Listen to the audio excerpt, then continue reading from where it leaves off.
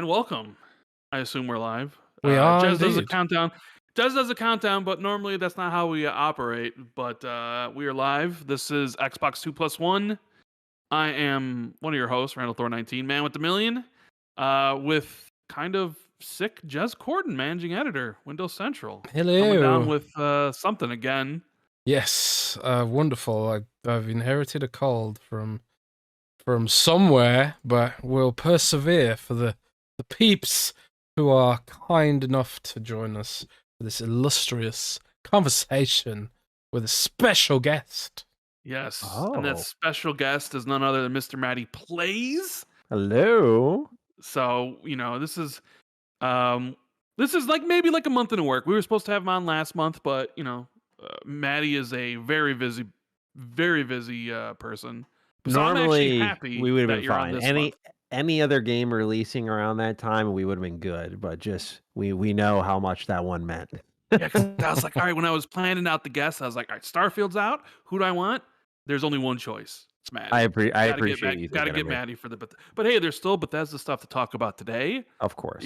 So you run the very popular Defining Duke with my bro, Lord Cognito. You also Indeed. you run 2 YouTube channels. You're a busy man. You got your own YouTube channel, MrMattyPlays, and then you have Retro Rebound. So you're out there doing a lot of work. Yeah, and working on a video game of my own on top of it. So it's a lot, but it's a lot of fun. So You're making a video game? Yeah. How is this the first time I've heard of this? It's a running joke on Defining Duke because it comes up often, but I don't talk about it. I guess I should say publicly because that's what I'm doing now. But I'm not like broadcasting it super often. I guess because like in my head I'm like, all right, people should know like I have context of game dev knowledge because I am working on something. So that's why I bring it up, like why it's relevant. But yeah, we've been working on it for a couple of years now. Oh snap! Well, yeah. Let me know if you need a cool voice actor. Oh, dude, I work the for Easter free. eggs are going to go hard. It's going to be a blast. Don't worry. Don't worry. Everyone will be getting a call. Excellent. I'm so down for that. But yeah, we've kind of been trying to get this going for a long time, haven't we? I think Rand originally wanted you on for Starfield postmortem, I think. Yeah, well, there's a lot to discuss with Starfield. I mean, I guess that's a good place to begin. Starfield. I know. So look, I beat it. I gave it a 9. The story really resonated with me, but I'm not the Bethesda kid, right? I don't love those type of games. I like them enough, but this one spoke to me. I think it was mostly the sci-fi setting. So we're a month. We're way more than a month. I think it's 2 months now since we had the game because we got it on the 17th of August. Are you still playing it? What's the postmortem here for Starfield, Matty? What are your thoughts? I have moved on. Oh, already. Oh, yeah, man. I have moved on. I mean, I've played it longer than any other game this year. So, Okay. Because we got it early. So for a lot of people, it's like, wow, already, a little after a month. But like as you mentioned, we've had it for 2 months, and I've played it pretty regularly up until about a week or 2 ago. So I really threw a lot of time into it, and I love Starfield. I really do. Just like when I look at I call it the Bethesda pantheon, like from Fallout to Elder Scrolls to Starfield. In fairness, 2 of those series we've had decades to sort of fortify what we love and don't like about them. But I feel like Starfield I like the least out of the series there. I feel they've sacrificed a little too much to make the game what it is, and I would have preferred still I can say with certainty now, seeing how the exploration and the planets played out, a more scaled down approach to give it a sense of openness and exploration. But I mean, what they did that's new is, I still find it so impressive. Like I love the space combat. Like I still think they knocked it out of the park with that. Like that's just heinously overlooked by so many people. There's like, oh yeah, space combat. I'm like, have you seen the horse riding in Skyrim? The fact that they even got a spaceship working is mind blowing. Let alone that it feels good and there's so many parts to it. Like it's the perfect evolution of what we saw in the outpost system, and taking that and using those tools for something else that works in the game setting. But otherwise, talking to lots of people is awesome. I've been asking for that for a while. I love the Oblivion style presentation of zooming in on people's faces. A lot of people online have been saying they want to, they being like Bethesda should go and do a cyberpunk style first person presentation. And I think, not to immediately just drag in the comparisons, I think both games have their strengths. I like that Bethesda is AAA and leans into jank. I mean, we celebrate that type of weird shit with Kojima, so I don't know why with Bethesda there seems to be this resistance to do that. Maybe it's because a lot of people see that the games could be more. But I like that there's a little bit of weird energy in its presentation. And it's not like cutscene heavy. It's really just about like you talking one-on-one with someone. Where I think Cyberpunk really thrives on immersion, like immersive animations. You know, you're doing a lot of things with your hands and interacting with objects, and like heads are following you. So that I think both games have different goals. So I like talking to people in Starfield. I mean, that's what 95% of the game is just zipping around and talking to people.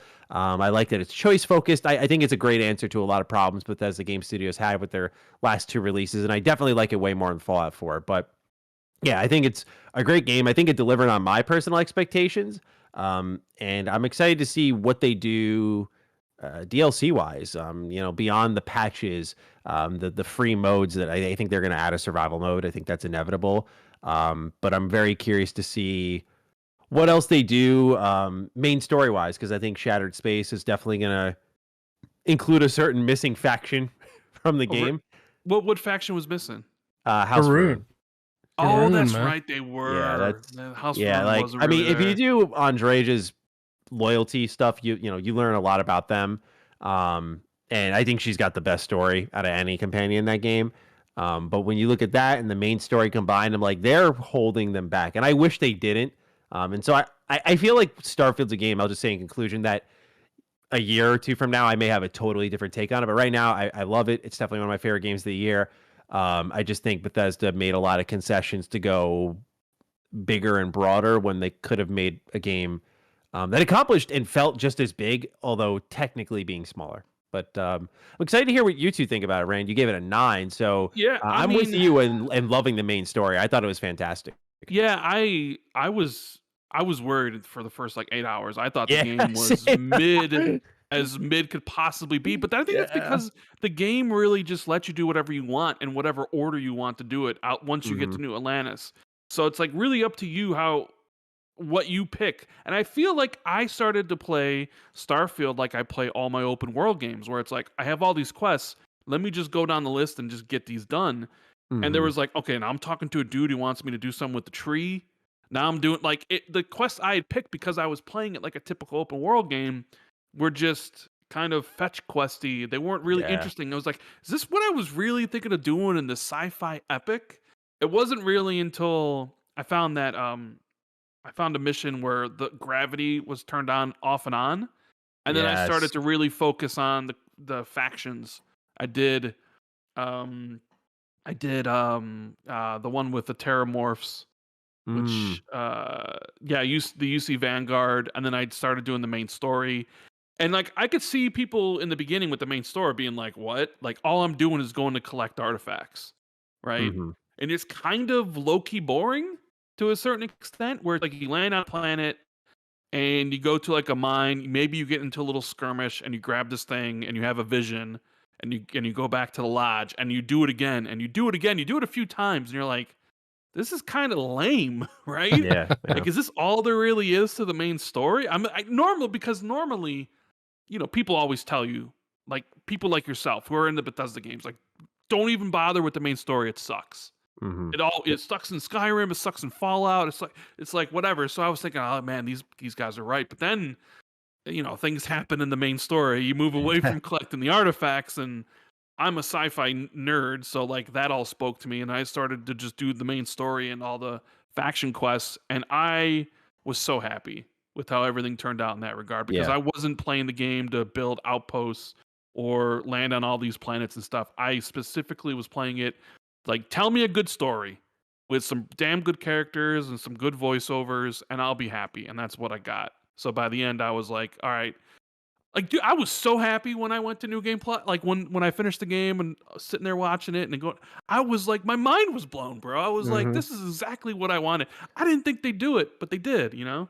The Entangled mission was to me like the icing on the cake. When I did that, I was really impressed. I think that main story. I'm very surprised when I see people say like it's legitimately bad, and I know there are people who like love Starfield, but they're like, yeah, the main story sucks, and I just, with all due respect, I just don't get it. And maybe it's because like I've played these games for so long and I have so much history with them that like I just, like you mentioned, I've never played a Bethesda Game Studios main story. Like I played Skyrim's main story once, and I have probably 1,000 hours in that game combined across all platforms. Like, so to me, to like play a Bethesda main story and be compelled, I was like, this is a dramatic shift. Yeah. So I always get a little surprised when I hear people say that they weren't crazy about it. Jez, were you big on Starfield story? I don't think I ever got a chance to hear your thoughts. He never finished it because his whole thing was all these goody two-shoe companions. That's not true. No, that's not true at all. But I did hate the goody two shoes companions, no doubt about it. But I think when I first started playing it, I was saying the same kind of things to Ryan, like, this is lame. You know? I remember getting to what's it called, Jemison? I can't remember what the city's called already. Yeah, New Atlantis. Already forgotten. And like the game just throws all this stuff at you, and it was just like the way I play these kind of RPGs, and you know, even it's a habit I picked up from World of Warcraft probably, where like you go to an area and you vacuum up all the quests, and then you move to a next area. And you know, I did it in Dragon Age as well, and all other RPGs. So when I first got to New Atlantis, I was like, okay, I'm gonna do all the quests here before I go to the next place. But the quests there are just so lame. It's like, go and get me a coffee, go and you know, go doing and that. I was like, what the shit? Yeah, go and find these USB sticks that I've lost, you know, stuff like this. And I was just like, jeez, if this is the whole game, they got a problem. But then I sort of had to remind myself that Skyrim was like this, Fallout's like this, Oblivion was definitely like this, and you don't do those quests unless you really, really want to, and you have that extra context or whatever, and you've already got yourself immersed. So I was kind of thinking like, okay, I'm gonna play this more like it's you know, Oblivion or Skyrim, and try and remind myself that really it's the guild quests that you focus on, or the faction quests really. So I went straight into the, you know, the UC Vanguard quest chain with the Terramorphs, and then immediately I was like, yes, this is what I wanted, you know. And then I went into the pirate quest, the Crimson Fleet, which I absolutely loved, and the climax of the Crimson Fleet quest. I was doing that shit on hard difficulty with a level 1 ship, and the culmination of that quest, I don't think it's a spoiler to say at this point, there's a big ship battle, you know, depending on how you do it, like, you know, but I got walled off from a certain part of that quest because I fucked up the stealth like 3 different times, and he was like, "You are out of here." I was like, "Oh no, man!" Like he actually booted me out. Yeah, so I mean that kind of happened to me too, but it was like it kind of sets you off on the. There's like 2 paths through that game, that quest. You can either be an asshole pirate, or you can be the spying on the pirates, or be like a double agent, or like a triple agent even. But there's lots of shit battles in that, and it was just so. I made it so difficult for myself, and then later on, someone was just like, "Why didn't you just lower the difficulty?" I was like, "Oh yeah, oh, it was you." Jess was like, "I can't beat it," and I'm like, "Put it on easy." Yeah, he's like, "Oh yeah." Yeah, well, I didn't do that. I beat it on hard difficulty after like literally doing it for like 3 or 4 hours from 5 in the morning till like 9 a.m. Hadn't slept. And I finally did it, and then Rand's like, "Why didn't you lower the difficulty?" And but it was so epic, you know. It was just so epic once I sort of learned the ship combat as well, because a lot of people hate on the ship combat, or see it as a chore, or see it as pointless. And Todd Howard says it best. It's like the more you put into the game, the more it gives you. You know, you can either just like ignore the ship combat, and then like sometimes you'll come up against a ship combat mission that'll be really hard for you because you haven't developed any of your ship stuff. you know. So, and then, but yeah, you can circumvent it by lowering the difficulty to like very easy just to do that stuff. I told one of our writers recently who's complaining to me about the same thing, and I was like, just lower the difficulty, you know, if you want to skip that aspect of the game. But there is something to be said about some of the criticism, I think. And that's why, like, I gave it 9 out of 10 because of the highs are really high. Like those, you know, certain main story missions and Crimson Fleet. There's like a couple of climactic moments in that quest chain which I really loved. That I felt like I hadn't that I felt like had gone a little bit beyond what I expect of Bethesda. So it kind of felt like this is giving me more than what Fallout 4 gave me, or certainly what Fallout 76 gave me at launch, at least. And I haven't done the Fallout 4 DLC, and you know, I think it was actually you, Matty, that said I need to go back and try that. The Far Harbor DLC is Far really Harbor. good. So I'm waiting for the remaster to come and do some of that stuff. Smart. But there is something to be said, like, and you were saying like you like the zoom in faces and stuff, but I like the character delivery so bad, I think. And it kind of, it's unfortunate really for the game because it was sandwiched between Cyberpunk's relaunch and it was sandwiched between Baldur's Gate, and both of those games have like full facial motion capture for every single cutscene, you know. But Skyrim has this sort of, not Skyrim, Starfield has this sort of vastness that kind of precludes it from being able to motion capture everything. But I kind of feel like if you are gonna do that kind of game and you do want to make those trade-offs, you've got to work a little bit harder to trick the audience, I think, in 2023, because there's so much out there that handles character delivery just way better now. And I think it is getting to a point where the way they deliver some of this stuff is getting really dated. Like, they kind of like, I had to adjust myself I had to put myself into Bethesda mode to play the game and remind myself this is what Oblivion's like, this is what Fallout's like, and like immerse myself in that. And I can do it, you know. You do it when you watch like an old movie from the 70s or the 80s or something, and like, you know, the 80s visual effects aren't as good as they can be now, potentially. Like even like practical effects these days are just way better than they were in the 80s or 70s. But you adjust to it, you know. You suspend your disbelief and you immerse yourself in it and use your imagination a little bit.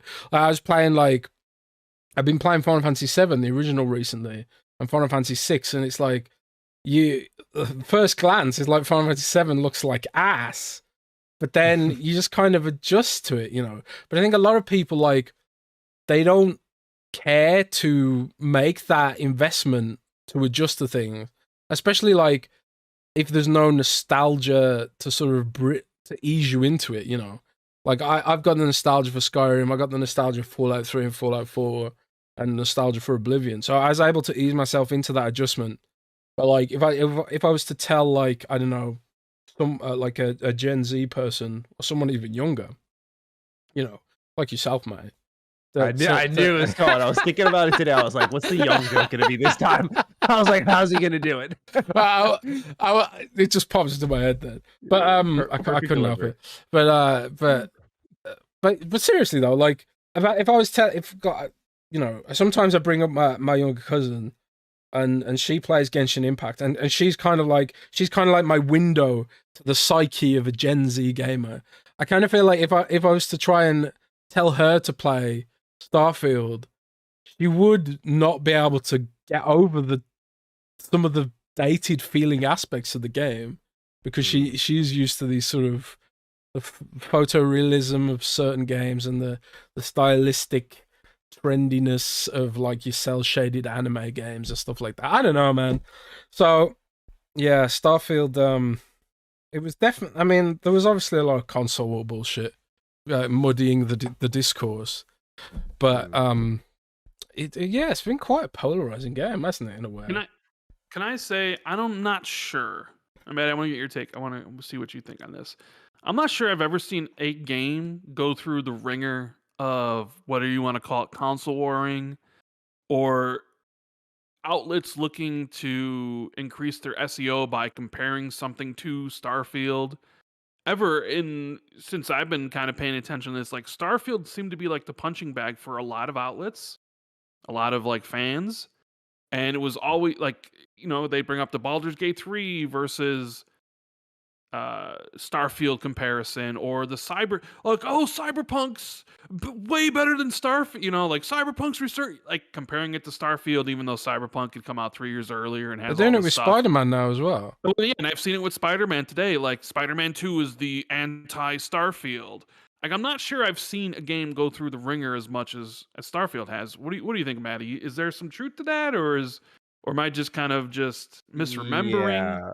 No, I don't think you're wrong. And I know, just given we all cover a lot of Xbox stuff, a lot of people outside of the ecosystem will receive this incorrectly naturally, that we're like trying to cope or some shit. But are we allowed to curse? Yeah, go ahead. Okay, Jazz's channel, yes. As long as curse. Yeah. No, I don't get belligerent. I just want to make sure. Yeah. I don't give a fuck. Swear all you want, man. I do think there is genuine criticism for Starfield, and I get why it's a divisive game, because Jez kind of touched on like giving a lot of yourself to it. Like I was one of the people speaking out saying when you review Starfield, like I think GameSpot pulled the trigger on their verdict at 50 hours, which traditionally 10 out of 10 times I'd be like, that's enough. But I just think Starfield is such a different beast, and unlike any game we've played, that it needs more time. And I know the argument I always got for that was like, how do you not know if you are going to like a game by that point? But Starfield is the only game I've played in years that I'm like 80 hours deep and I haven't scratched the surface of Outpost. I'm 90 hours deep and I'm still finding new mechanics in the game. It's showing me more stuff, hidden mechanics and perks and so on and so forth. And I think part of the discourse around it has gotten so muddied because the game demands so much to understand. Like it shows its flaws first and then the strengths second. So it's really easy to dog on the game for some. And for those who put in even respectable hours, like I threw 20 hours at the game, I don't like it. I threw 30 hours at it, I don't like it. It's not like they're wrong. It's just that I think a lot of criticism starts to fade when you put more time into it. I didn't really feel like I was turning the corner for Starfield, and I get it if people think it's a bad thing, until I hit like my 20th, 30th hour. I was like, okay, now I'm getting it. Now I understand what Starfield is, because it's a new IP and it plays different compared to Fallout and Elder Scrolls. But yeah, I saw a lot of comparisons being made, and I think it's natural. I mean, the intelligent conversation is all three of these games, being Baldur's Gate 3, Cyberpunk, and Starfield, do different things as RPGs, and people should be able to recognize that while still being critical of each game individually. Like Baldur's Gate 3 is about simulating the D&D experience, and it's about choice and consequence. Whereas Cyberpunk, to me, focuses more on immersive qualities and cinematic storytelling. And Starfield is about freedom. While the freedom I don't think is as well captured, it's about freedom of choice to go wherever you want. Like each game handles choice drastically differently. And to me, kind of nullifies a lot of the comparisons you can make. Like I could do 1-to-1s of Starfield and Cyberpunk shooting, and I think Cyberpunk's a way better feeling game. I could 1-to-1 the level design of those two games, but I think on a choice level, to me, a lot of the criticism, like we could talk dialogue and delivery, that type of stuff, but I think I think there's a lot of reaching for some comparisons, not all, just some.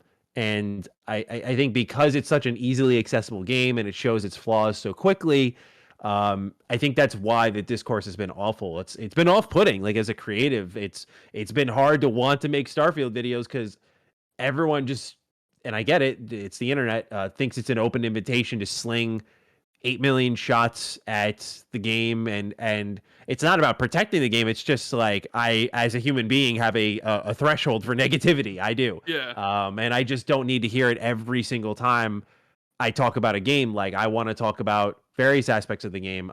But yeah, I am surprised how divisive it was. But I mean, in my initial impressions, I said the game's not going to be for everybody, and I mean that much is proven to be quite true. So in a sense, going according to how I expected after playing it. But yeah, the console war drivel, I mean, it's at an all-time high. It really is. Sure is. Especially now after the Activision Blizzard stuff. Yeah. Yeah. Mm-hmm. Yeah. And there's no denying this too. I think a lot of Xbox fans are pissed because even though I think Starfield's what Xbox needed, like if you look at them as a business, the game hit 10 million players super quick. It's doing really well. It's still a top played Xbox game month after launch. Like it's doing everything it had to. Absolutely. But I think a lot of people we're in this era where we're really hung up on OpenCritic aggregates and seeing how it's laid out at, I think it's at an 86 now, which is a great score. But I think a lot of the Xbox fan base is a little frustrated. They're like, man, we couldn't get the 90 plus here either. And then Forza comes out, which I thought was going to be a slam dunk from the outside looking in. Oh, there's the 90 plus. Nope. So I think there's a lot of anger on both sides, and that's where you're getting, just I'm seeing videos on Twitter of just some of the weirdest shit, man. It's bad out there, but I'm trying not to let Twitter paint my perception of the entirety of gaming. Yeah, I mean, I knew it was bad when I saw an article. It was like, it was an article by somebody. It was essentially like, it's been a month and I've completely forgotten about Starfield. But here's my article about Starfield. You know what I mean? It's like I've completely forgotten about Starfield. It's been a month, but here's my. It's like, wow. And I think you are right. I think the game drives traffic. I mean, that's why a lot of people are still talking about it. But there's definitely, I don't think Starfield had the staying power. There's a brand I'm working with for in the 60-second ad, and it involves like gaming accessories. And I was gonna do a Starfield video and show this accessory with Starfield, and there was like a request like, no, we actually don't want to do Starfield anymore. So there's definitely something in the numbers that shows like either the conversation is as engaging as they want it to be, or that they're not. Like it might be so negative. I don't know the hows and whys of it, but it might be so negative that they're like, you know what, like we just don't want to put it with the King Kong game, please. Put it with the King Kong game. Is that what they said instead? Yeah, right. There you go. That's what you want to be with. Yeah, Skull Island, baby. Yeah. So okay, there's a couple more Bethesda things I wanted to talk about since we have you here. One, the first being is the news that happened yesterday. We have Pete Hines leaving, retiring, not like moving on to a different company, but he says he's retiring. Yeah. We have Will Shen, who was, I believe, Starfield lead quest designer. He's left and joined another studio that was founded by Bethesda people, and somebody else left as well, but I'm blanking on the name. Oh, I might have missed the third one. I didn't know that. At this moment. How are we feeling? What do we think about these high-profile departures? Clearly, they waited until Starfield was shipped. Decided to leave. What do you think about all this? Pete Hines is one that doesn't really surprise me. 24 years at the company, and been there since the very beginning. And after Fallout 76, I'm not saying like I know him personally, but like Pete definitely changed. Like he used to be extremely engaged with the community. Like I would make news videos based off his Twitter replies in the old YouTube days. Like I would have content and information because he would just be an outlet for that. Kind of like how Todd Howard would be the spokesperson for Starfield. Like Pete was kind of that for a while, but 76 came out and like he got fucking hammered with a capital H. And it was bad, man. And so he just broke off from the community and stopped interacting. And I mean 76 was inexcusable, but I can't blame him. Like it was pretty aggressive. And so when you see the leaked emails, I'd be curious to get your guys' thoughts on it. Like there was the leaked email of Pete notably kind of annoyed with how Xbox was handling things. And a lot of people are reading into that. And the retirement is like, maybe he was never happy there in the first place. The way I'm looking at it is we're talking about a guy who's been there for 24 years. He's not moving on to a new opportunity. He was the head of publishing at Bethesda, climbed up the ladder. I imagine when they got bought out, he got a nice meaty payout, as he should. And when you launch a game like Starfield, the first new IP in they said 25 years, so that's 1 year off of the whole time he's been there. I mean, that's pretty full circle. That's a pretty good time to call it quits when you've had as great of a career as Pete has had. So a lot of people wanted to fearmonger this exit, like, oh, he's out. But I said in my video, I mean, we've talked a lot about Kotick, and I think because Bobby Kotick is someone people want out, we're not looking at it objectively, where a lot of big execs in the next couple of years, as Xbox continues to gobble up these publishers, are going to fly out because they're going to get a big payout. They're going to be set they've likely already had money stashed away because of their high up positions. It makes retiring a little more easy or a little more tantalizing, perhaps. I don't know Pete's reasoning behind it, but he's a great guy, and I've had the privilege, if you will, of sitting down and chatting with him a lot, specifically at the Fallout 76 event. He was, it's someone who was like put his face on a Heinz ketchup bottle as a joke for a thumbnail. He was far more gracious to me than I really deserved. Granted, I was like 19 at the time, but still, like, he'd been like, this fucking kid, like, get the hell out of here. But he was very nice. He was always open to conversation and loved what he did. And so I think he's definitely one of those guys that I just couldn't see him at another company. I think he was like a Bethesda lifer, if you will. So to me, I'm not too surprised that he's out after Starfield. But it is scary. And if you've covered Bethesda for a while and like these are the winds of change are blowing through now. And like, everyone immediately goes like, well, when's Todd Howard out? Like, when is Todd going? So Todd goes when Phil goes. Yeah, honestly, I could see that, and that's another scary era for Xbox in general. Not because like everything rides on Phil, but so many people are buying into the vision of Xbox because of Phil. So it's like, man, what happens when That's that? When we enter the Sarah Bond era. Yeah, I've been a big Sarah Bond follow up kind of. I've had that mindset for a while too. Like, I think she's the perfect successor. I think she could lead now. But. We'll see we'll cross that bridge when we get there. Who knows when? But yeah, that's how I'm feeling about P9's exit. I've seen a lot of fear mongering about it. But I think the Starfield check hit for a lot of these guys and gals, and it's time to look at new adventures. Certainly he's given a lot of time to the company. So even if he wanted a new adventure, I get it. I mean, like, people also have to recognize, like, this industry has to evolve past the names we know and we're familiar with. Like, Larry Erb has moved on. I don't know if he's fully retired, but he's moved on from Xbox. Like, his whole tagline was Xbox Live's Major Nelson. So, a lot of people, I think, need to like watch more sports and like see how like legends retire and they get out of the game for a while and then maybe they come back as a commentator. And so it wouldn't surprise me if maybe Pete like came back in an advisory role. Mark Dara retired from BioWare and then he came back to advise on Dragon Age Dreadwolf. Yeah. Wasn't there somebody, Jez, that retired from Blizzard and then came back to run World of Warcraft we were talking about last week? Yeah, something? Chris Metzen was one of the co-founders of Blizzard, co-creators of Warcraft, and he's been back as a consultant for a few months, and then over the summer joined fully as creative director for Warcraft again. So that was completely unexpected, I do think some of it has to do with like, okay, you get Bethesda, we're waiting, right? We waited a couple years for the tree to bear fruit, which it finally did this year with Hi-Fi Rush and Starfield and, well, not so much Redfall, but at least there was 3 games, right? And you look at the future and it was like, okay, like, this is great. And now all of a sudden, Mikami leaves, right? Yeah.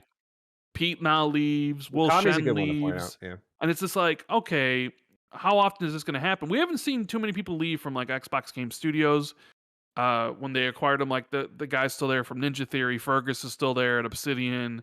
The NXL peeps are still there. But I think you are right. It was I don't really think Pete held a lot of like love for Xbox, quote unquote. And in the emails that you did mention, I did bring that up to Jez during Xbox 2. I was like, I felt like the dude kind of felt a little salty. Yeah. I do. You remember when it was like, oh, Starfield's exclusive, and he was out there being like, "I'm sorry, guys. I'm sorry to all the PlayStation players. Like, there's nothing I could do." I don't know. He sort of maybe I just got the sense that he wasn't going to be very long working for Xbox with the way some of that stuff was going on. And I mean, he's retiring because he's probably got a huge fat check from the acquisition. But I think to the larger point of how tough these things are, because you acquire, and me and Jez were talking about this before you joined, you acquire these companies, you have all the talent and all the IP, and the IP stays, but some of the talent is like, I don't want to work here, or I'd rather go do something else. So then you're looking at it like, well, who else is going to leave? Like you mentioned, Todd. Now, I think Todd stays, but you never know. What if Todd decides to leave after Indiana Jones? He's executive producing, right? It's possible just because Yeah. Indiana Jones is like a dream game for him. You know, it really is. So, um, I think that's the stuff we're not privy to. Like, I always wonder if they're like, when you're buying Bethesda, right? They have games that appeal across the globe, but you understand that BGS is probably the kind of the breadwinner of the bunch when you're buying them. And I wonder if there's like deals signed, like Todd, you got to hang around for another 10 years before when we finalize this acquisition. Like, I do wonder if those are things done under the table to make sure there's like a company-wide buy-in, so to say.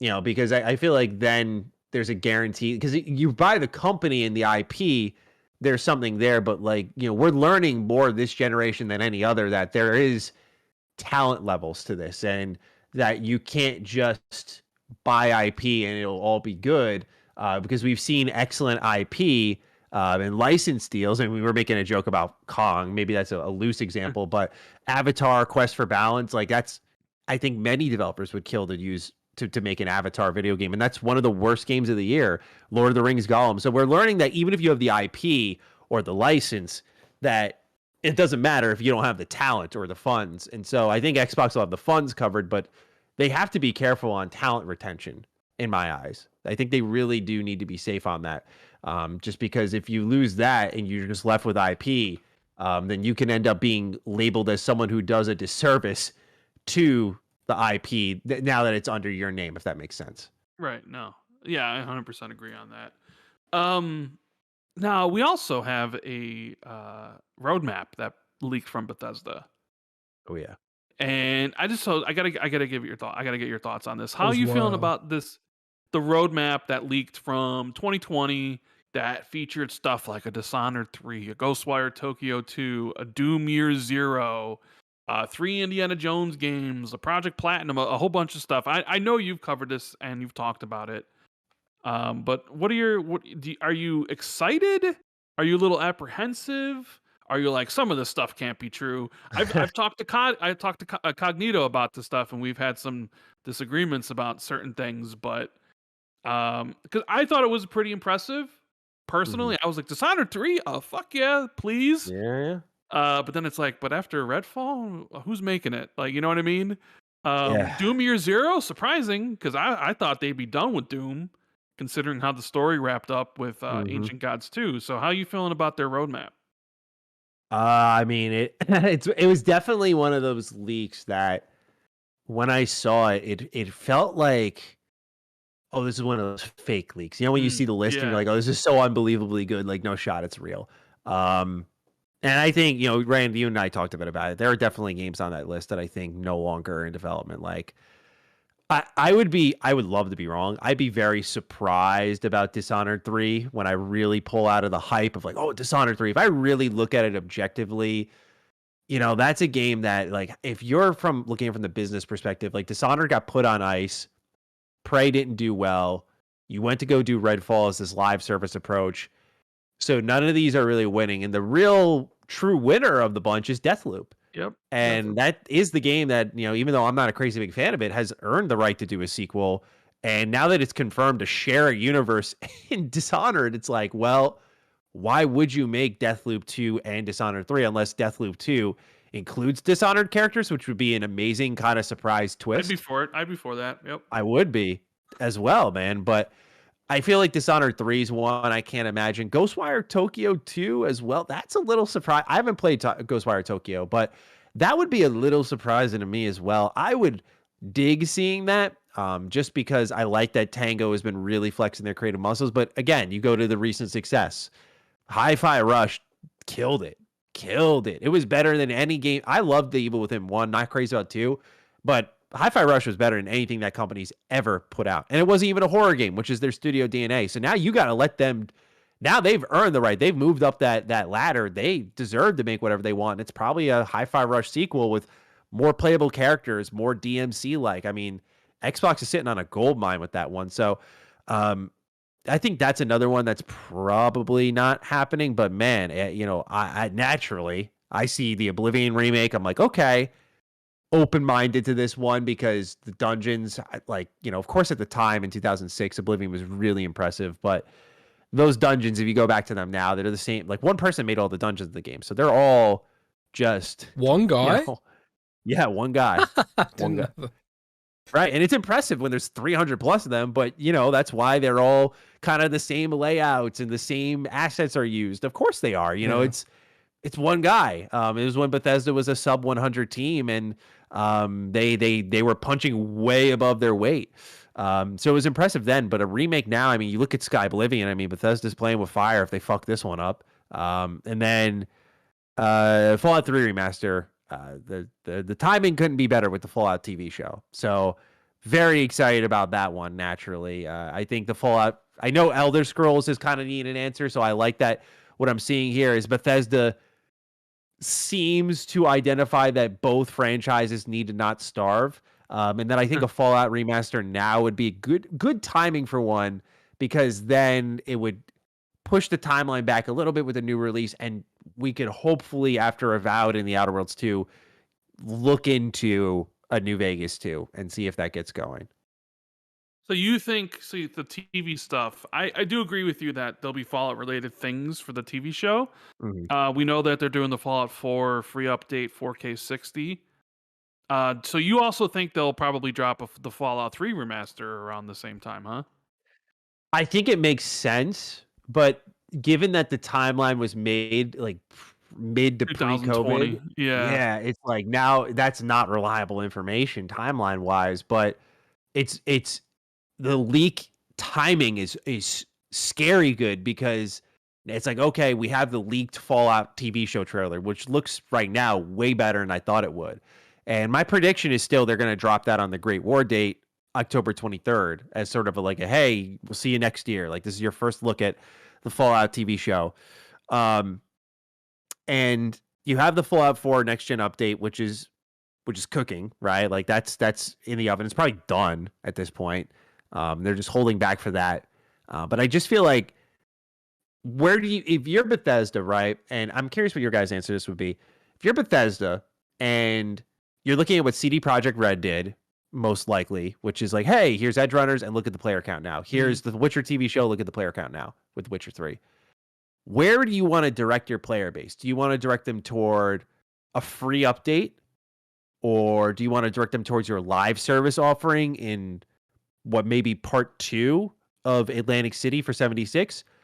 Or do you direct them towards a new release? And I feel like you have a good reason for all of them, but if you're a business and you're trying to make money and reach a mainstream, like a new Fallout 3 remaster, I think just prints cash on its own. And now you throw in a TV show there that, if it's good, which it looks good, is going to drive even more.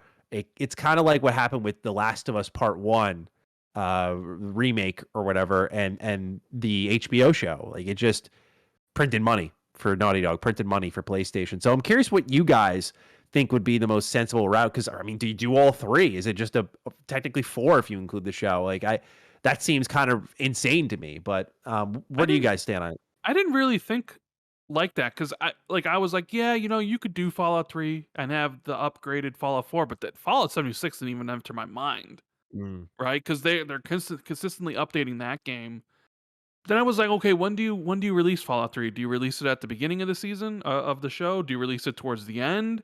Does that interfere with people who are coming back to essentially play Fallout 4? Do you want multiple Fallout games on there so people can jump from Fallout 3 to Fallout 4 if they haven't played it, to Fallout 76 is kind of like a progression line? And like my thing with Fallout 3 is, how's it actually going to look? Because we're talking mid to 360 gen game, right? That was 2009, right? 2008, 2008. I don't know. I'm not sure. Can you really just do a nice little up-res and that's about it? Because I'm playing Alan Wake Remastered right now and prep for Alan Wake 2. And like, they didn't do much to the visuals outside of up-resing them. At least the combat, they improved to 60 frames, so it feels good to play. But it's not really like what I would call a looker. And Fallout 3 wasn't a looker even back in 2008 standards. So it's like, is a modern audience going to like look at Fallout 3 and just be off-put by the visuals? And just, because like, I guess how much of a remaster or remake is this? I don't know. I guess there's a lot of questions. Jez, what do you think? Because I mean, you got to talk about Fallout because you're not getting a new Fallout 5 until 2035 either, right? So I mean, it's not like there's a new Fallout game coming anytime soon. I mean, Matty already said it. It was kind of like they can't be in a situation where the IP starve, I guess. And I think, how do you handle that? How do you handle that? You have to spin up more teams, don't you? We get in an Elder Scrolls mobile game, which is basically, from what I understand, it's Fallout Shelter Elder Scrolls, right? Yeah, 100%. But like, we've got Fallout Shelter 2 in China, which is only released over there for some reason. I guess because it's a pay-to-win hellscape. But like, when it comes to mainline games, I don't think the up-res is enough to cut through to those Gen Z gamers that I was talking about. I feel like there needs to be a Fallout 5. You know, they need to announce it, and it's gonna be another one of them. When did they announce Elder Scrolls 6? 2018. 2018? Right alongside Starfield. Yep. Long time ago. Yeah. So, you know, do they want to do that with Fallout 5? You know, is Fallout 5 even a twinkle in Todd's eye right now? Probably isn't. You know, he's got all in on Elder Scrolls 6, and that might be his last game. You know, it's feasible, right? It's feasible that Elder Scrolls 6 could be Todd's last game, and then who takes over from Fallout and Elder Scrolls then? You know, the timelines we're talking about are just crazy because these games are getting bigger and bigger, and we're sitting here, or well, at least I'm sitting here saying like, they can't keep shipping the games with this sort of stiff character acting that they've been doing. So what does that mean? Do they use mocap? Do they develop some kind of technology based on ChatGPT or something to generate more realistic animations? I don't know. But either way, it's going to be a million years, and I suppose when you say things like they shouldn't let the IP starve, I kind of feel like it's inevitable. Even with the remasters, I don't think remasters are enough to rekindle love of the franchise. I think then they need to do something more. You know, it could be cool if they did, like, I don't know, drop another Fallout 4 expansion or something. I don't know. Yeah, I would agree with that. I would be down They've for moved that. on from that. But so if you had to rate your excitement for the Bethesda roadmap on a scale of 1 to 10 out of the games on that list, where would you put it, Matty? Oh man, I mean, probably a 10. Like, I'm not 10? gonna, Yeah. I'm not gonna lie. I mean, I mean that's the thing. I mean, because you got to include like the things that we already know. Like, we know Elder Scrolls 6 is on the way, Right. even if it's forever away, it's still What did on it say the way. they're supposed to come in 2025? Yeah, we already know based off that list that's not happening. Yeah, we're not getting Elder Scrolls 6 in a couple of years, as much as I would like that. But I'm very excited for that one because I think the procedural tech in Starfield will actually lend itself better to ES6 as I look at it. Because unless something changes dramatically in Elder Scrolls lore, like, you're not going to be able to do the vertical exploration that I was hoping Starfield would do in space. You're going to have to do it all horizontal, and so that the horseback riding has to be improved, and there's going to be like bigger battles because we saw how big the spaceship battles are. So I wonder if they're going to do like wars and really capture it well, unlike Skyrim. So, you know, that's exciting. Of course, Fallout 3 remaster, of course, you know, the Oblivion remake, very keen on those, even if, like, we know Virtuos is working on the Oblivion remake, which is kind of scary because I think they're the ones who handled the Outer Worlds Spacer's Choice Edition, which that was a disaster, wasn't it? Yeah, that's the rumor right now, because at first the leak happened on Reddit and people were like, yeah, okay, but then this list leaked and there was Oblivion remake and people went, oh, hold on, this guy actually may have been right, and it was in that information that I think he said it was Virtuos. So you know, it's like reservations, but if I'm looking at the list, like, just IP wise and sequel wise, I'm very excited. I'm trying to pick people's brains on this. What do you reckon is the licensed game there? So I had this theory that it was whatever Roundhouse is working on, because there was a job listing, or not job listing, sorry, it was a LinkedIn. It was Brad Fawaz, who I think he's a game designer at Roundhouse, and it said it's like based on a comic book IP, the game they're working on. So I'm guessing it's them. I mean, they're under the Bethesda banner, but this was apparently in development before. I think they were originally Human Head, and then they left their original parent company and rejoined Bethesda under a new brand.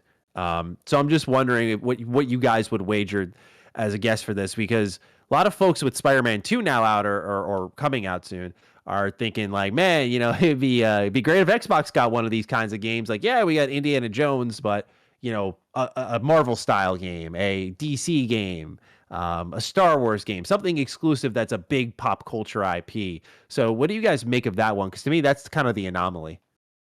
Yeah, so you got the Indiana Jones stuff, which I was surprised it was a trilogy. I was like, okay, 3 games. Where's Wolfenstein, Matty? Where's Wolfenstein? Yeah. I guess that game's dead or whatever. But either way, maybe they're working on Youngblood 2, man. Oh my God! Please no. Let it be, please. Yeah, the other license game, there was like a rumor based off a job listing that Roundhouse was working on something. I think it was Marvel related, but it was PvP or PvP or something. Yeah, something like extraction that, right? Yeah, now you say that. That sounds right. And I could see that because maybe that stuff was signed when they were doing their whole "we need multiplayer co-op" stuff potentially. Oh yeah, maybe. And then it's just like, I don't know about that anymore. Like Roundhouse, what has Roundhouse even really done? There's a part of me that thinks like Roundhouse has taken over Redfall, although I have no like basis of. I'm just, you know, like maybe it's because I want Arcane Austin to be going on to work on something else. And I'm just like, Arcane yeah, Austin, like it's funny because people always say like Arcane Austin should work on Prey 2 or something, but there were people coming out saying like the team that made Prey 2 doesn't exist, Prey 1 doesn't exist anymore. Like Arcane Austin has like been gutted as a studio, and that's why Redfall looks the way it does. You know, it's just a bunch of new staff working on the bones of the code of that engine. But it's like Roundhouse, no idea what they're working on. There's a bunch of studios at Xbox really. Under Xbox, I should say, that have a bit of a question mark over them. You know, Roundhouse is one of them. It's like, what are they working on, if anything? And if they do work on something, are they going to produce quality, or are they just, you know, shipping whatever, you know, desperate service game ZeniMax was working on, like akin to Redfall? You know, like Jason Schreier from Bloomberg, he put out that people from Arcane were hoping Microsoft would just come in and cancel the project, you know. Maybe Roundhouse is I hope not, but maybe Roundhouse is working on some kind of project like that. I would hope after Redfall that Microsoft will have learned its lesson and not to ship just junk that's half baked for the sake of it being nearly finished. But I don't know, man. You just don't know. But there was nothing about Roundhouse in the leak, right? Because the leak was quite old. Well, there was no like studios tied to any. Like, I guess you could say, all right, who's making Dishonored 3? And you'd be like, well, that would probably be Arcane Leon. But I agree with Matty, because I was telling Cog, I'm like, I don't really think Dishonored 3 exists. I think maybe it was like a pitch back in 2020 that after Deathloop we'll go do Dishonored 3, because they probably felt that Deathloop wasn't really going to set the world on fire like a lot of Arcane games. And then Deathloop actually was critically acclaimed. I think it did well, not only on PlayStation, where, you know, Sony was, we need exclusives, and Bethesda's in a situation like, we want money, here you go. But then it was on Game Pass, and it seemed to do very well. So it was like, if you're Arcane Leon and you're working on something, and you have a choice of like, what we want to do next, I'd be like, yeah, we're doing Deathloop 2 next. Maybe with some Dishonored stuff. And even like, and I was even telling Kai, I was like, Ghostwire Tokyo 2? How would they even know? Well, it's on there, so they must have thought. And it was like, yeah, they probably had discussions, and maybe they thought it would be bigger or whatever, but they had no idea how big Hi-Fi Rush was going to be. And if I'm Xbox and I'm looking at it, I'm like, I'm signing up Hi-Fi Rush 2, bigger, better, right? Yeah. I'm not saying that they couldn't do both, because Ghostwire Tokyo or because Tango does have 2 teams. So I mean, they could pull off both, and Ghostwire Tokyo has 6 million players. So I mean, they could do both if they wanted to. But if I'm betting on a franchise, I'm betting on Hi-Fi Rush rather than Ghostwire Tokyo, because Ghostwire Tokyo was cool, but it's one of those games that was like really had a lot of interesting ideas, and then it overstayed its welcome. I know you didn't play it, Matty, but it was Right. like, oh man, this is really cool. It's got some cool stuff, but it was all based, like a lot of it was based around collectibles, and like the Mm, entire last act was just not needed. It was like it seemed like to go on too interesting. long, but I'm really excited to see what the Bethesda game, especially its game. Like, Yeah. okay, well, what is a Doom Year Zero, or what is you mentioned like, hey, about the licensed IP. What if that is Project Kestrel, which is supposedly the ZeniMax Online team's game that they've been working on for quite some time? That could be a licensed IP of some sort, couldn't it? Like a licensed IP MMO potentially. I don't think it is. You don't think it is?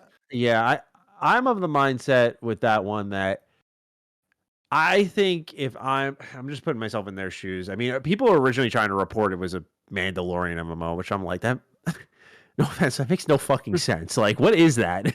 Why is it it's not a Star Wars MMO? Why is it a Mandalorian MMO? But that was like the original report from a couple of people, and it just never made sense to me. But it caught fire anyway. And if I'm ZeniMax, though, like you already are working with someone else's IP in Elder Scrolls Online, which they're seemingly planning to support even beyond Kestrel. And so I think it's going to be their own thing. Like, I think they, because they have dedicated jobs at ZeniMax Online that are like people who call Bethesda Game Studios to get lore in Elder Scrolls, and like dudes who study the lore Bible of Elder Scrolls. And it's like, I'm sure they would still have that sort of stuff for their own game, but like now you don't need to maybe hire someone to know lore for someone else's game. Like you can just do it, right? You could just make your own and control your own will. So, I mean, that's how I personally look at things with ZeniMax. I think they would want to control their own destiny for once, since they spent next year 10 years working on Elder Scrolls. Like, I think they've earned the right to do their own thing. So I'd be surprised if they were not doing that now. Right. Okay. Switching gears, I guess we gotta talk about ABK now.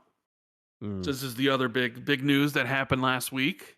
It's official, Matty. No more talking about court cases in your videos or my videos or whatever. You don't have to talk about the minutia of what's going on with it because it's closed. There's still some FTC shenanigans that might go on later in the year, but Microsoft officially owns ABK. Mhm. So, where are you at right now? I mean, are you super excited? I mean, I'm excited it's finally done and over with for the first and foremost. But when you look at Xbox, and like, what is the first thing you would like to see the ABK stuff? Like, because I'll give you an example. For me, ABK, I understood why Xbox bought them. Like, covered all the bases of their business, right? Yeah. Mobile, PC, console, Game Pass everywhere, right? It fit every single thing Microsoft was looking for. But personally, it was like, well, I play COD every year, but I played for the campaign, and it's like, okay. I was much more interested in Bethesda, right? Yeah. Way more. Bethesda hit all the notes for me, and I know they hit all the notes for you. So when I look at ABK personally, because Blizzard, who cares, right? Like we ain't Jez, right? We don't whatever, we're not Blizzard fanboys, or at least I don't think you are, but maybe you are. I am not. And King, we don't do mobile. We understand the importance of mobile. Phil's talked about it all the time. So when I look at it personally, I was just like, I get it from the business. It makes Xbox sort of untouchable. Increases their revenue to like Sony levels, gives them like more power, more prestige, more monthly active users, more games as a service. But there's a part of me that's like, man, I really hope they can pull some of these studios off the Call of Duty engine and just kind of make some other games or whatever. So I guess along that lines, like, how do you personally feel about the deal? Are you looking to anything that they currently make, and what would be your future wants and desires from an ABK with Xbox? So from an excitement level on ABK, I would say very little. I think the initial excitement's gone because we've talked about it for so long, so that's why I answered that way. 20 months. 20 months. Yeah, like we've gone through the ringer on this one, right? But if I think about what would excite me, actually no, before I get to that, I think a big reason the way I'm standing on this one is there's been a lot of, I think in some instances, unfair and fair excuse making for Xbox as they kind of get their first party in order. They've definitely taken a long time with those studios they announced they were buying in 2018, longer than I think any of us ever expected for them to deliver their next games. And the real hope is, to me, out of everything, those have to deliver because those have been in the can for so long, like South of Midnight and Hellblade 2. I have confidence in them, but they that is something that we never expected to be, or at least I shouldn't say we. I didn't expect to be waiting so long for. So then you get Bethesda, and without Bethesda, I mean, oh my God, dude, you look at this year even with Hi-Fi Rush. Yes, Redfall wasn't bad, but you have that in the mix, and then you have Starfield. Like this would have been another Forza Minecraft year for Xbox. So I look at that and I think, man, like that was a great purchase for them short term, and we're looking at the list there long term, and that's what's exciting. But we.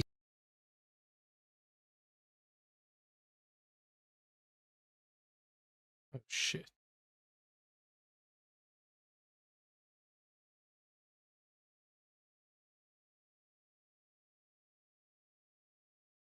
I'll do this now.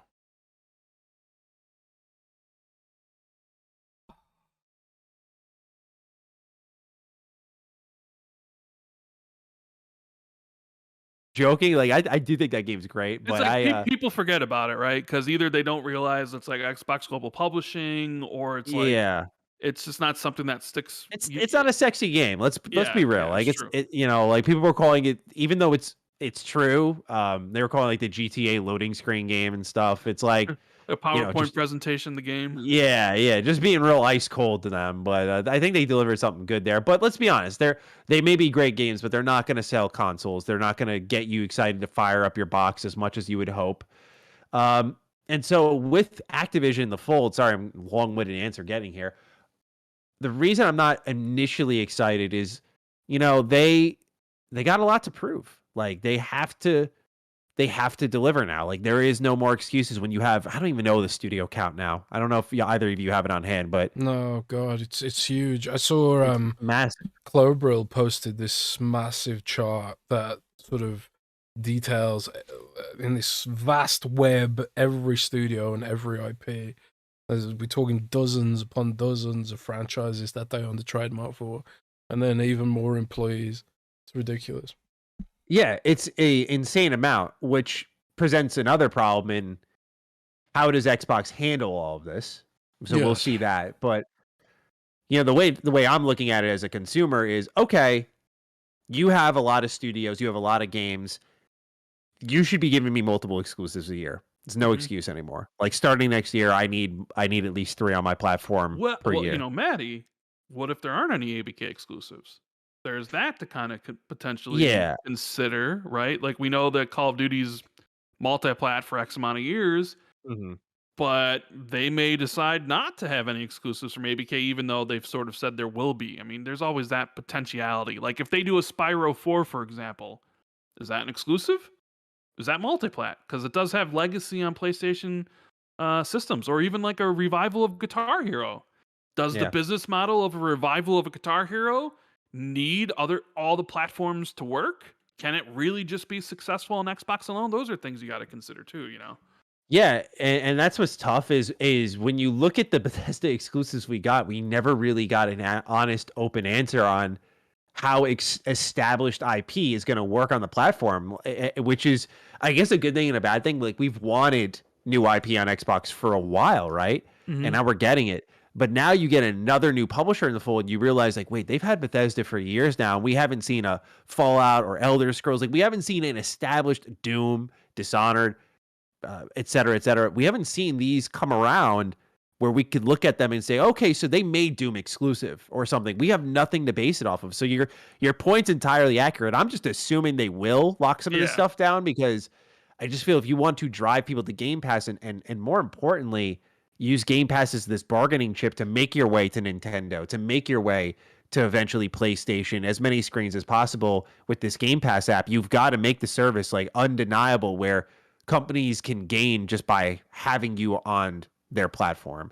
But to me, as a consumer, it's like you have a stupid amount of games in the pipeline from first party now alone, let alone third party deals, day one Game Pass deals, which I know this is kind of like a cheat, but to me feel like console. They have that console exclusive feel of like this is the best place to play this. I'm getting bang for my buck here with the service I've been engaging with for years. Like this is where I want to be. They have the potential to just have a dominant ecosystem, but like they have to deliver. They have to have content. It has to be good, which is kind of the big challenge here because we saw how Redfall, the worst reviewed Xbox exclusive, I think, out of the last 2 generations. That just apparently went under Phil's nose. And at first I went, okay, dude. But you see that email leak where he's like talking about how we can never have a 2022 again and that our next major beat is Redfall, where hopefully that delivers. Like they had no fucking clue at all that game was that bad. And now you've just expanded how many studios you have by over a dozen easily. It's a lot to maintain. It's a lot to manage. So very interested to see how they maneuver all of that as well. I think they thought Redfall was. I think their mock reviews had Redfall in the 70s, which it's like that's not really great. That's not what you should be aiming for from a first party. But I think they were like, oh, it'll be a 75, it'll be okay, and then it comes in at like a 50, 56 or whatever it was. Yeah. So it took them, but I mean, Phil did mention like the fact that you brought up 2022. He mentioned how that was a disaster for them, and then like it's funny because we criticize Xbox for that, and then some people were like, no, don't criticize, and then it's like it was awful, and then like some of the Xbox fans are like, oh, you guys are being too harsh on it, and then you get the email from Phil being like, this is a complete disaster, and we need to make sure it literally never ever happens again, right? Yeah. It's like, yeah, well, of course. So what would you like to see from the COD studios? Because Beanox Jez, what did Beanox just do? They just kind of don't they support Call of Duty? I think. No, but I was talking about their studio. Didn't they like kind of redesign their logo? They rebranded. Like, yeah. They They're completely rebranded, which is odd if you're really just going to be a Call of Duty support studio for the rest of your existence. Why do you need a studio rebrand? So do you have any like wishes for older Activision IP to come back, or any of the Activision teams to work on Xbox games if they can pry these studios away from the COD machine? Or are you just kind of like, whatever I get from it? I am not as optimistic as others about them kind of stripping down the COD workshop and producing new IP or reinvigorating old ones. I look at, if you're the business and you're buying this big company and the amount of tooth and nail fighting you had to do for Call of Duty alone, I feel like that's one of the main reasons you're buying Activision. Like Phil's gone ad nauseum about, mobile, which I believe. But Call of Duty is probably the most singular important thing they got on the console side. So I just don't, as a fan, it's like, yeah, man, like get in there, put Beanox on a new Spider-Man game. Like they've had years off of it since Amazing Spider-Man 2, which was awful, but they made the likes of Shattered Dimensions and Amazing Spider-Man 1, which were legitimately great games for their time. I still think Shattered Dimensions is awesome. Shattered Dimensions is awesome, yeah. You can do something there. Like you have a team with a lot of Marvel experience, maybe. I don't know if the old team, members of the old team are still there, but there is that excitement that I initially think of, but do you pull them off of a big moneymaker like that? If you were so slow moving that you didn't catch something in development like Redfall, then can you get involved and strip the guts out of these teams and move and shift all these employees onto brand new projects? I don't know. But what I would like to see, I guess it falls more into back compat really, but when you look at the Activision library, like as a Spider-Man fan, I just did a massive. I recorded it. It should be out in a couple of days. A massive retrospective on all these Spider-Man games from 2000 and on. All of them were up until Amazing Spider-Man 2 in 2014 were published by Activision. Yeah. And that's not including the likes of Ultimate Alliance and the X-Men games like Wolverine. yeah, Origins Wolverine, where you like put a dude's head in a helicopter blade.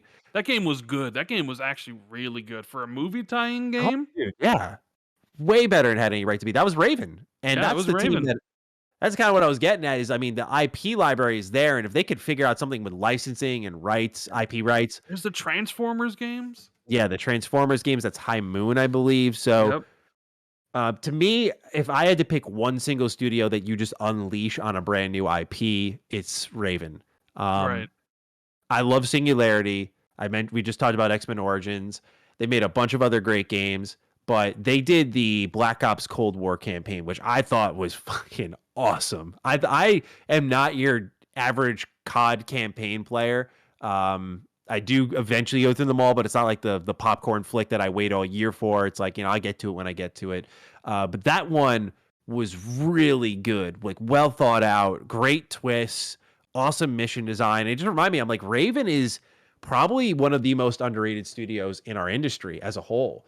And I think if you're Xbox, this team has a massive first-person pedigree, and you could throw them on any of your IP. I mean, I know it's a little too late now, but like Perfect Dark, this team would have probably been a perfect fit for that. I just feel whatever they want to do, you got to let them go do that, and they'll make something really good. And now that you have the ability with Game Pass and like the exclusivity sort of like, pompousness of like, look, we're bringing this to the platform. They could solidify themselves as a big name. So that would be the team that I'd let loose on whatever IP. But yeah, just when I look at the library, like as a fan, like I just hope they figure something out with Back Compat, because those Transformers games are great. The Marvel games are amazing. Singularity's awesome. And I know Xbox has said for a while, like, yeah, we wound down the Back Compat program, but like, I think with how much they have there, and given that they went back and fixed the COD servers as easily as they did, like it's been confirmed it was Microsoft, not Activision. I think if there's a will, there's a way, and they could figure out these games, and they should, because you may not get Spider-Man 2, but if you have every Spider-Man game since 2000 on your platform, I mean, I don't know, man, it'd be cool. I thought I would think typically that's impossible, like with the Raimi trilogy of Spider-Man games as well, but when you look at the Cowabunga collection and how Konami is going to they're apparently trying to get the 2003 TMNT games into like a second volume based off an interview I saw with Konami. Like that to me, I originally thought was impossible. But again, I think if there's a will, there's a way. And I think Xbox should try to find a way with a lot of these games and bring them onto their platform, because that renewed life. I mean, we saw what Call of Duty's numbers were when the servers were getting fixed. I mean, people were like, what? It's back? And they were hopping in. And I'm not saying like, a Spider-Man game from the 360 era will pull those numbers, but it does add a lot of value to your platform, because all of those would inherently go straight to Game Pass. Yeah, and for those of you watching, I don't know if you've saw this yet, Matty, but Phil just there's uploaded interview of Phil with the official Xbox podcast today while we're live or doing the show. Yeah. I can summarize that real quickly if you want. He did say that there will be no Activision Blizzard games on Game Pass this year. That 2024 is more accurate. Yeah. Wow. So what did Phil say in this interview, Jazz? Any things that we can sort of discuss, or is what's it look like? If you want to extend the podcast by 2 more hours. Oh, well, never mind then. But Matty's got a lot of things to do. Go ahead. Just a quick run through. These are just the major points, and I've actually been working with my news team in the background during this. You guys, I knew you were being quiet because I knew this interview dropped, and I'm like, oh, Jez is working right now. So. Yeah, I've been trying to coordinate my team, but so basically the gist is confirms no ABK games on Game Pass until 2024. The goal is 100% parity for Call of Duty, no exclusive skins, DLC, or betas for PlayStation. But he also said we don't want to weaponize Call of Duty to try and force PlayStation gamers to switch to Xbox. I think that comment will come back to bite him or haunt him when the Call of Duty ads have Xbox all over them in the future. That's fine. That's marketing. That's I think that's 100% fine. I think I don't know, man. I think just the mere association of Xbox is doesn't matter. PlayStation. The difference is there's not going to be an exclusive skin like PlayStation has, or an early beta that's only on Xbox. Yeah, because they could have done that. Away. They could have been like, the beta's only on Xbox. You want to play it? We could have all these, like, the Master Chief skins only on Xbox or some whatever. So to me, like, branding Xbox with Call of Duty and the marketing stuff is nothing. Yeah, compared to like those sort of. I don't know, Matty. Do you feel differently in that regard? As in when it comes to like just saying like those words will come back to haunt Phil about not weaponizing. Okay, yeah, sorry. Maybe not for marketing rights. Phil has I've noticed has a really bad habit of saying stuff in like perpetuity that's just as a CEO is definitely not going to pan out well for him. And I don't know if it's like the corporate side of him saying, I just need to calm the masses now and I'll deal with it later. Or if he genuinely means that. But like, for example, we're not going to weaponize Call of Duty to get people over the platform. Come on, Phil. Come on. You're not going to take this game that everyone was kicking and screaming over. That's how valuable it is. You're not going to try to use that at all to bring people over. You know you're going to get strawman. You know people are going to see. Yeah, he said no betas, but let's say one day a beta does happen. Like the unless there's something they're concerned about with the deal or legality wise, I don't know. But there is so much to gain through submitting a Halo based skin or something like that. And he's like, yeah, we're not gonna weaponize it. I mean, I just think that's, if anything, then that's a missed opportunity. You know, Master Chief I'm not advocating. The Master Chief skin in Fortnite, that's available on PlayStation, right? I believe so. Yeah. Yeah. I just wondered, like, is there anything Sony would do to block, like, say, for example, if they wanted to do a Master Chief skin to market the launch of Halo Infinite 2, or something, and Sony was like, we don't want that on our platform, you know, then it'd look like they had done something, but then it'd be like on Sony. I don't know. But see, I think they're following exactly the things that they said they weren't going to do. We aren't going to. There isn't going to be exclusive beta. There's not going to be exclusive skins, right? Yeah. So like a skin, if they do a Halo skin, it'll probably be available to PlayStation users as well as Switch users. But I mean, just by itself, a Halo skin is going to market Xbox regardless, even if you can still get it on PlayStation or Switch. So stuff he's saying isn't in contrast to any of the stuff that they've talked about with those deals that they were trying to get Nintendo and PlayStation to sign. Because that was one of the things they said. It would be like, no, there isn't going to be any of this stuff. But like the marketing is like, yeah, of course they're going to market it with Xbox. I mean, if they don't, then I would be like with Matty, like that is a huge missed opportunity at that point. You know what I mean? Like you need to brow people and hammer over the head. Call of Duty is on Xbox on Game Pass, right? Though that needs to be in your freaking marketing for whenever you can finally market that game. And if you don't do it, then I'd be like, what are we doing here? You know what I mean? Mm. So I don't have an issue with the other. What's any other juicy things? He also said, they're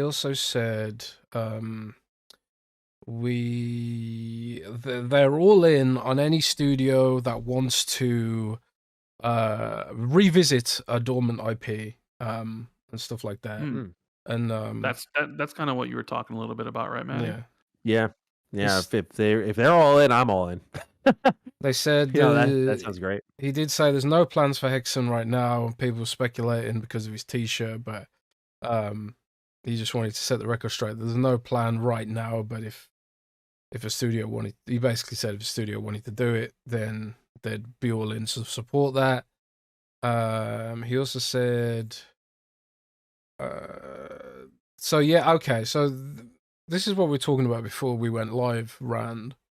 He talked about that there's a regulatory hold on the game the work to involved to make the Game Pass stuff happen. So they couldn't begin the process to make the Game Pass drops happen until the deal closed, which is now. So that's why it's taken a while, I guess. And I think that's pretty much all the major stuff that's in the interview, from what I can tell. There's nothing beyond that. He talks about he's gonna visit all the ABK studios soon. He's going to visit King in Sweden, and then he's going to go and visit Blizzard and a bunch of other studios, I guess. That's pretty much it for all the major points that I can tell so far. But yeah, it does sound like it sounds to me like we're going to be waiting a really long time to see any real benefits of this thing. Well, I mean, like when you look at what happened look what happened with Bethesda, right? They added the games right away, but it's took 2 years for there to be any new releases, because Deathloop was exclusive to PlayStation for a year, and so was Ghostwire Tokyo. So it took 2 years until you ended up getting Starfield, Redfall, Hi-Fi Rush. And I would imagine a similar situation might happen with ABK, where it's like, okay, next year we'll get... And Matty, let me ask you this. With Bethesda, we had the drops all at once. Do you think they're going to do that again with ABK, where they drop everything? It's like, here's what we can offer on Game Pass, back and pat, Xbox One titles, Xbox Series XS titles? Or do you think they do monthly drops and theme it like 1 month, just say, for example, March, it's Crash month. So here's the Crash games. And then, here, it's January, it's like April, it's Tony Hawk month, and here's Tony Hawk and something else. And maybe they drop one COD every single month, because I don't think you'd want to drop all 10 CODs or whatever you're able to. It's like, how do you envision them dropping these titles for Game Pass? I think they're going to drip feed them. I think with Bethesda, they learned a lesson. I got to give kudos to Gene Park, because he's the one who planted the idea in my head. I think it's possible they learned a lesson with that, where they kind of slung everything into Game Pass, and I think it was 2 drops. The day of, they added 20 games, and I think they did the rest in a later drop. And that was really exciting, because you felt like the immediate impact, and I think Prey, specifically on social media at least, felt like it had a second life. So there was that excitement, but I think if you're now trying to make your subscription service kind of be in the driver's seat, lead the charge for pretty much your platform as a whole, you need to, I'm not advocating for it, but like you kind of need to stagger it out. And I think the way you were putting it is like, there's like a new Spyro game that was announced. Here's a few Spyro games on Game Pass right now. I just think Diablo month. Here's Diablo 2, 3, and 4, right? Exactly. Yeah, I just think that is the key to success for them. And it will make what Game Pass has been doing lately, which I appreciate, is they've been really honing in on quality, not quantity. So you don't get a ton of drops at once anymore. But like this month or this week, I think they announced like 7 games coming to Game Pass, and like one of them is, at least for me, a top 3 game this year in Dead Space remake. Like, and so you get that, and it's like, perfect timing. It's Halloween month. Like, I get to hop into that now and play it. Like, that's perfect spooky season game, and it's a high quality one. Granted, you had to wait 9 months, but you kind of know that's around the 6 to 9 month window for these EA games. Point being, though, is you're getting more quality there. If you look at day one, I think Lies of P is probably my game of the year right now. And that was day one Game Pass game. That's friggin' unbelievable. Sea of Stars is one of the highest rated games of the year, day one Game Pass. So I'm seeing a lot of quality driven approach from Xbox Game Pass, which was one of the things when they first started doing third party day one, I was critical of. I thought they were being a little too safe. I don't think they were getting the right games. I think they were doing way too much multiplayer live service focus, and that they needed to go in on what they did go in on, like Wo Long. I think that was awesome to see how successful that game was, just to call out a random example. So I think with Activision now in the fold, you look at what you've learned throughout the day one Game Pass drops and how you can benefit marketing other games with certain Game Pass drops. And I think Xbox is wise as a business to drip feed these games over time. I think it goes, I think also with just how many games are coming out, like even if you're not like us who tries to play a ton of games. It's part of our living, and we're super passionate about it compared to the average Joe. People only have time for so many games, and it was probably in hindsight pretty dumb to say, here are 20 awesome games for the most part.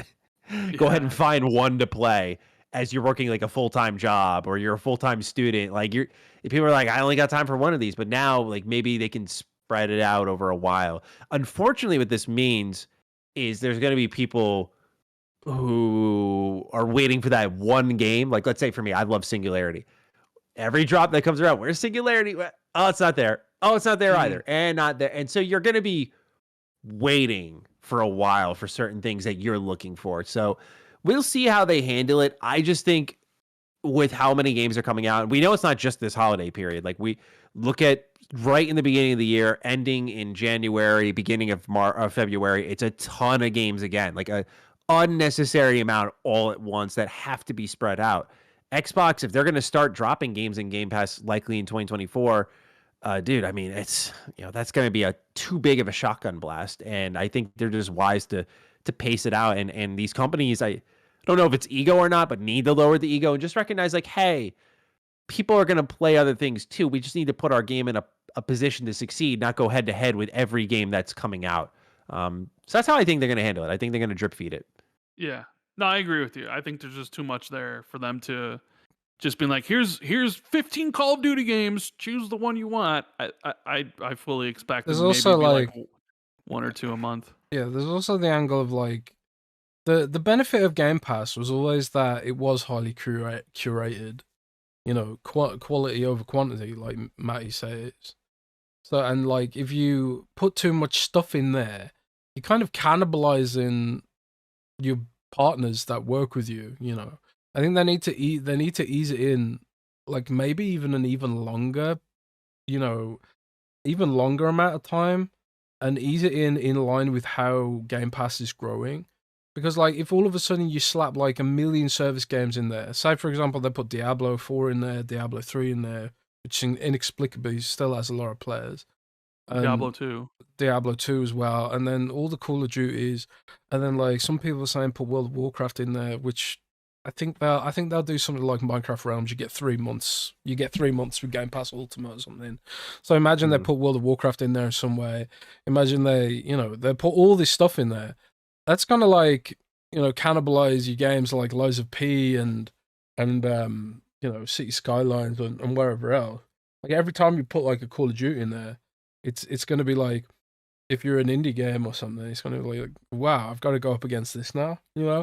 So I think they need to be cautious with how much of an impact this could make. Obviously, they want it to grow Game Pass, and these classic Call of Duty games will, presumably.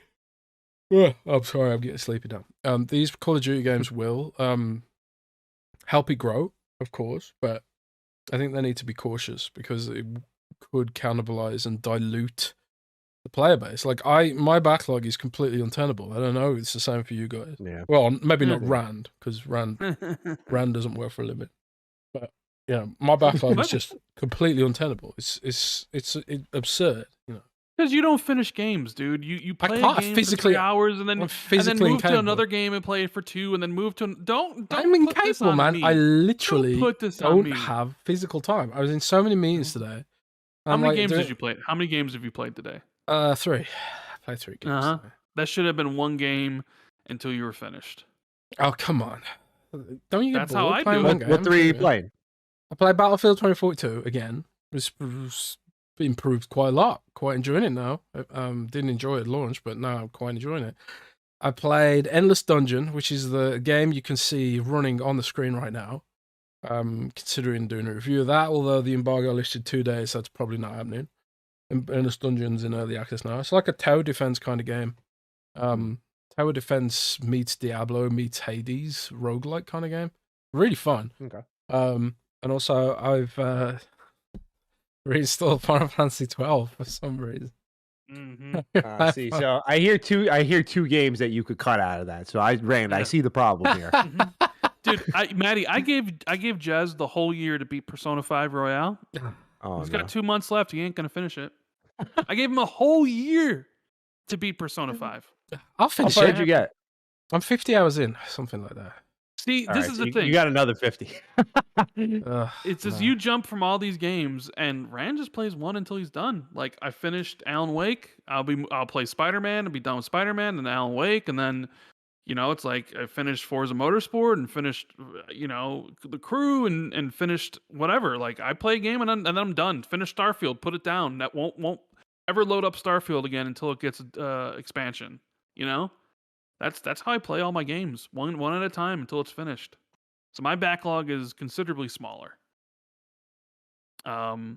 So I got a couple more questions for you, Matty. We'll keep this shorter so we can get you out of here because I'm sure you said you have 2 videos you need to work on, and I'm sure you're probably going to plan a Phil video. Man, it's me who needs to get out of here. I'm drowning. Once Jez mentioned that, or Rand, you mentioned that, my heart dropped a little bit. I was like, oh, yeah, I got another video to do. Got another video to make. What's next? That's the other part of this equation, right? Because I said on Xbox 2, this isn't the end. This is like the middle. And Phil's talked about more acquisitions. They ain't going to stop. And I know certain people don't like to hear it. I know Corporate Cog gets a lot of flack on. Yeah, my man's been under fire lately. So assuming that they're not finished, which I don't think we are. I don't think anybody here, Jez certainly doesn't think they're done. What do you think Microsoft's envisioning next? What do you think's a part of their, okay, we need to look at what our strategy is and what studios or what publishers still hit that strategy? So what do you think they're finished? Do you think they still have more to do? And if they have more to do, what do you think they're looking at? I think their next play, I don't know if they'll be able to do it, but Sega. I think they're not going. A lot of people think like, okay, now they're gonna play small ball. I'm like, they're gonna surprise the shit out of a lot of you because I don't think they're gonna say they got through with Activision. Do you think they're not? They're bold now. This is something that in particular Hoaglaw has hit over our heads. He's like, if Xbox wins this, they're not gonna go like, okay, let's do like a small one. It's like, no, we just beat the FTC in court. We acquired Activision Blizzard. We have Call of Duty.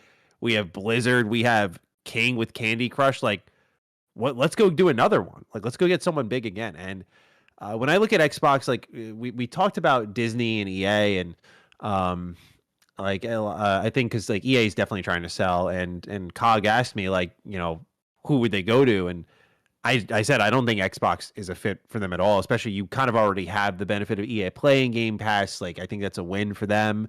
It bolsters the service, and you just got the arguably biggest Western publisher. Like you don't need another Western publisher unless you feel like you need to shore up the sports games, which I don't think Xbox really needs to do necessarily for day one Game Pass. So I think if I, as a fan, am looking at their weaknesses, it's Japan. It's global appeal. Like they are a really strong Western company, but beyond that, like UK, they're pretty good. But I think Japan is a region they've been trying to break into and have failed miserably. And they're finally finding a modicum of success here with Game Pass and the Series S.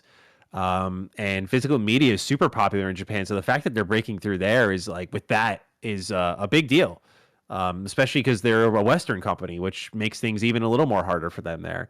So I think that they're in particular going to target Sega because I have this Galaxy Brain theory that I'm wondering what you guys think about it. And I think they need Sega for the next generation because I think when you're tooling up to launch whatever it's going to be, a platform, a unit, both, I think if you're shipping in Japan, if you use the Sega branding for your console, it would do a million times better. And I don't know if the Xbox brand will ever break out the way they want it to. And so they need to use someone else's. And I don't know what they would, like the Sega box or whatever they call it. Dreamcast 2. Yeah, Dreamcast 2. I don't know what they call it, but they call it something under the Sega moniker in Japan to break through. And of course, we're seeing the growing relationship that originally when they didn't have anything cooking with Square Enix, I said that but Xbox has to go for Atlas because if you look at my word of the day has been Pantheon. The pantheon of JRPGs out there. And you think Final Fantasy is at the top. It's the most iconic. It's the most recognizable. I'd say Persona is next in line.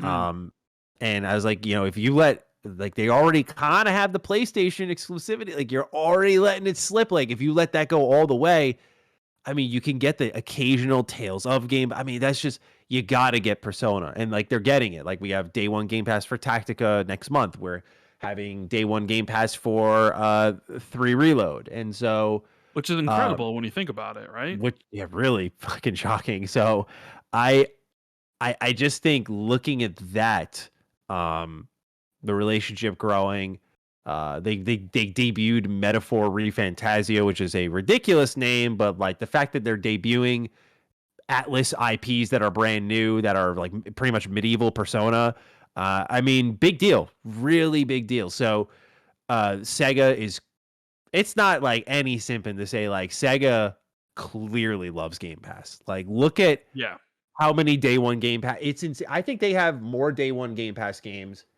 in the Xbox library as a third party partner than anyone else. And while Sega says they're not looking to be purchased right now, I think if Xbox ponied up a lot of money, I think they would sell. I mean, they also just canceled Hyenas, which was supposedly their biggest budget game of all time. Really? I didn't know that's that. Okay. Yeah, I knew they canceled it, but I didn't know it was biggest budget. There's some of the former employees. It's a claimed to have been. Claimed, yeah. But I mean, I could see it happen. I could see it being true. Yeah, so I just think if you're trying to break through in that region, and you're gobbling up publishers, obviously it goes beyond the value of Game Pass. I think this is this is your answer to a problem that's plagued Xbox since after the original generation. Like, if you look at I think Video Game Chronicle had a stat sheet of the best-selling games for Xbox ever in Japan, and I think the number one best-selling game was Dead or Alive 3 on the original Xbox, which is an awesome game, by the way. I remember playing that on the demo disc, but when I was a little kid, probably not a great game for kids given the physics in that game, but I digress. That is their best-selling game in Japan. Like, not even Lost Odyssey, not even Blue Dragon. So I think it's a branding issue. I think Sega solves that, and I think you get the IP there with Game Pass, and we're kind of progressing in this digital way where Xbox, if this is where gaming's going to go, they're ahead of the curve compared to other competitors. So I think if we're looking at what's next, I think Sega's that. Absolutely. Dez has been riding the Square Enix train. That's more mobile. That was one thing they were looking at, wasn't it? So Square Enix would make a lot of sense because they're pretty openly struggling. So, and we do know that, I mean, from the leaks that they wanted Sega at one point and they wanted Square at one point. Yeah.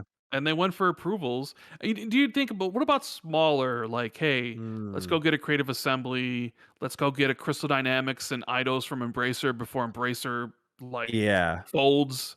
It's funny you bring those up. That would have been my answer. I think it's funny. COG had this idea, and I definitely laughed about the room a bit because I was like, "That's so fucking galaxy brain." He's like, "What if Embracer's just kind of holding on to these teams for Xbox, like with Crystal and stuff?" And I'm like, nah. But like now, when you look at Embracer, like with the KOTOR remake in trouble, they've shut down Volition. I think honestly, I forgot, was it Dan Buster who did Dead Island 2? Whoever did Dead Island 2, I think if that game was not a rousing success, would have been axed too. Like, they are chopping everyone down right now because of that $2 billion deal falling through. Like, they are in trouble. So now I'm looking at that. I'm like, yeah, that would be on a smaller level my answer. Like, taking pretty much teams offloaded from Embracer and bringing them into the Xbox family makes a lot of sense there. Because who do they have? They have Eidos, they have Crystal, and there's a third that I'm trying to remember. I don't think there was a third. It was a 2. And we Crystal, because they're working on Perfect Dark, and Eidos because they're working on Fable. So it was like, okay, you kind of need to get those, right? And I can even see it, like, you get Crystal, you reunite them with their former leader Daryl Gallagher, and like Initiative just becomes Crystal Dynamics. Yeah, you know what I mean? I don't think they'll ever do that, just because that would be such a bad look. Like the one new studio they've opened in the last half a decade, and it's like, and it's Crystal Dynamics now with the same fucking leadership too. Or like you could go after Asobo. I mean, like, they're doing the Microsoft Flight Sim. They got a new game next year. Sounds like they're doing Plague Tale. I think they'd be a perfect pickup as well. So there's individual studios they can go after, but yeah, like Cog's been pushing the Sega thing because he's a Sega fanboy, and it does make sense. Sarabon loves Sega. Yeah, I know you even talk about ABK. I guess I'll ask you this: Kotick's going to be gone beginning of next year. Who do you think is the new leader of ABK? Mike Ibarra. Oh, really? You think Ibarra is going to run it? Okay. I mean, it's just a shot in the dark because in my head, I mean, it could be some suit. I don't know. I just say Mike Ibarra because of the Xbox relationship, and I think if you're talking about ease of transition, I feel like that would be the most sensible. What about Sarah Bond? Yeah, I think it's Sarah Bond. What about getting Sarah Bond you're thinking some someone goes experience from running a publisher and then taking over for Phil? Because I think we'd all agree here. When Phil retires, and it will be a sad day, right? I think who takes over as CEO of Microsoft Gaming is Sarah. It looks like she's been positioned that way.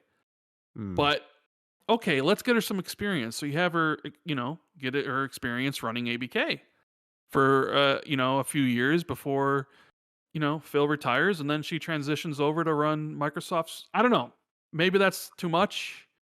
But it's certainly something I could see. Maybe it's just a suit lower than Bobby that stays and gets promoted or something. Yeah, that wouldn't surprise me either. I don't know if I would like to. I mean, technically, she's part of the Xbox team still, but I mean, I don't know if I would, when she kind of manages what looks to be like Game Pass and publisher relations to an extent, that I would let her go and just handle one thing. Like, she seems to be a jack of all trades, and it seems like her and Phil are kind of a duo. And I don't know if I would just send her off to like lead what seems to be a massive headache of a publisher.